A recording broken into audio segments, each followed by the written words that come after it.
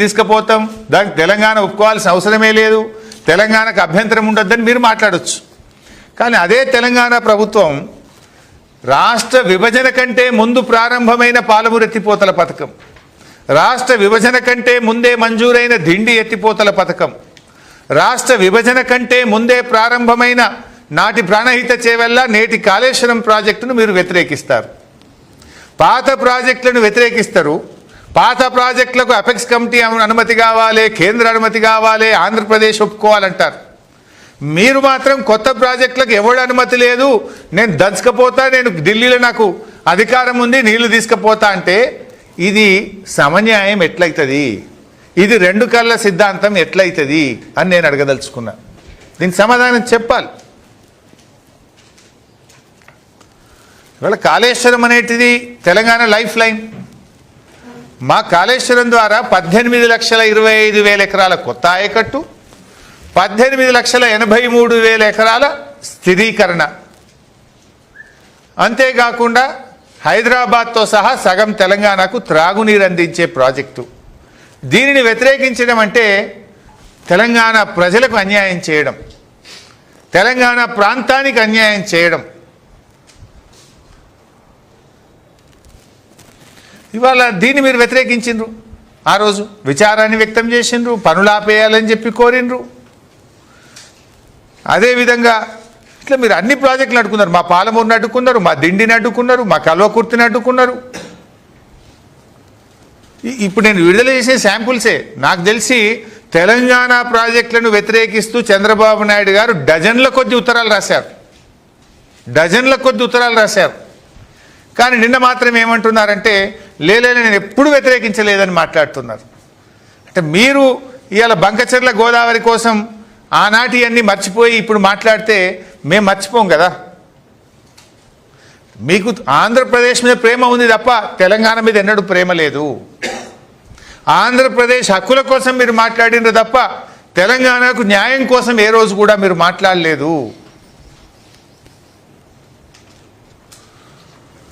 ఇవాళ మీరు వరద జలాలు తీసుకుపోతున్నా, సముద్రంలో కలిసే నీళ్లు తీసుకుపోతున్నా అని మీరు మాట్లాడుతున్నారు. మరి నేను సూటిగా ఆంధ్రప్రదేశ్ ప్రభుత్వాన్ని, చంద్రబాబు గారిని నేను అడుగుతా ఉన్నా, గోదావరిలో ఉమ్మడి ఆంధ్రప్రదేశ్లోనే 969 టీఎంసీల నీళ్లు కేటాయించేది కదా.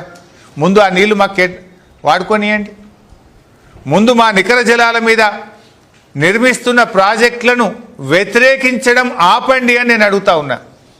ఇప్పుడు చంద్రబాబు గారు, ఆంధ్రప్రదేశ్ ప్రభుత్వం మాకు కేటాయించిన నికర జలాల్లో భాగంగా నిర్మిస్తున్న సీతమ్మ సాగర్ను వ్యతిరేకిస్తూ కేంద్రానికి లేఖ రాశారు, సమ్మక్క సాగర్ను వ్యతిరేకిస్తూ కేంద్రానికి లేఖ రాశారు, కాళేశ్వరం 3rd టీఎంసీని వ్యతిరేకిస్తూ కేంద్రానికి లేఖ రాశారు, డాక్టర్ అంబేద్కర్ వార్ధా ప్రాజెక్టును వ్యతిరేకిస్తూ కేంద్రానికి లేఖ రాశారు. నిజంగా మీ ప్రేమ తెలంగాణ మీద నిజమైతే, సమన్యాయమే నిజమనుకుంటే, రెండు కళ్ళ సిద్ధాంతమే నిజమైతే ఈ 4 ప్రాజెక్టులు తెలంగాణకు అనుమతులు ఇవ్వండి, మా ఆంధ్రప్రదేశ్ ప్రభుత్వానికి అభ్యంతరం లేదు అని వెంటనే కేంద్ర ప్రభుత్వానికి ఉత్తరం రాయండి. సమ్మక్క సాగర్, సీతమ్మ సాగర్, వార్ధా ప్రాజెక్టు, కాళేశ్వరం 3rd టీఎంసీలో ఇవన్నీ సముద్రంలో కలిసే నీళ్ళే. గోదావరిలో నీళ్లు చాలా ఉన్నాయని మీరు అంటున్నారు కదా. ఇవి మాకు న్యాయబద్ధంగా ఉమ్మడి ఆంధ్రప్రదేశ్లో మాకు హక్కుగా రావాల్సిన గోదావరి నీళ్ళే కదా. మరి ఈ ప్రాజెక్టులను ఎందుకు మీరు అడ్డుకుంటున్నారు? నిన్న మీరు చెప్పిన మాటలు నిజమైతే ఈ 4 ప్రాజెక్టులు కట్టుకోవడానికి ఆంధ్రప్రదేశ్ ప్రభుత్వానికి ఏమీ అభ్యంతరం లేదు అని స్పష్టంగా సిడబ్ల్యూసికి, కేంద్ర ప్రభుత్వానికి లేఖ రాయాలని చెప్పి నేను డిమాండ్ చేస్తూ ఉన్నాను. అదేవిధంగా ఆనాడు మీరు పాలమూరును దత్తత తీసుకున్నారు, సమన్యాయం అన్నారు. ఉమ్మడి ఆంధ్రప్రదేశ్లో దేశంలోని అత్యధిక వలసల జిల్లాగా పేరు పొందిన పాలమూరు జిల్లాలో నిర్మిస్తున్న పాలమూరు ఎత్తిపోతల పథకం, దిండి ఎత్తిపోతల పథకంలో మాకు అభ్యంతరం లేదు అని కేంద్ర ప్రభుత్వానికి లేఖ రాసి మీ సమన్యాయాన్ని నిరూపించుకోవాలని చెప్పి నేను కోరుతా ఉన్నా. పాలమూరు రంగారెడ్డి ప్రాజెక్టు మీద ఆంధ్రప్రదేశ్ ప్రభుత్వం ఎన్జీటీలో కేసేసింది. ఒకవేళ సమన్యాయం నిజమైతే వలసల జిల్లా, కరువు జిల్లాగా ఉన్న పాలమూరు ప్రాజెక్టుకు నీళ్లు వాడుకోవడానికి తక్షణమే ఆంధ్రప్రదేశ్ వేసినటువంటి ఎన్జీటీలో కేసు విత్డ్రా చేసుకోవాలని కూడా నేను ఆంధ్రప్రదేశ్ ప్రభుత్వాన్ని కోరుతా ఉన్నా. ఎందుకంటే వాస్తవానికి పాలమూరు ఎత్తిపోతల పథకానికి కేసీఆర్ గారు బాగా ఆలోచించి 45 టీఎంసీలు ఏదైతే పోలవరంలో గోదావరి నీళ్లు తీసుకపోతే అప్పర్ రైపేరియన్ స్టేట్కు మరి 45 టీఎంసీలు వాడుకునే హక్కు ఉందని బచావత్ ట్రిబ్యునల్ చెప్పింది.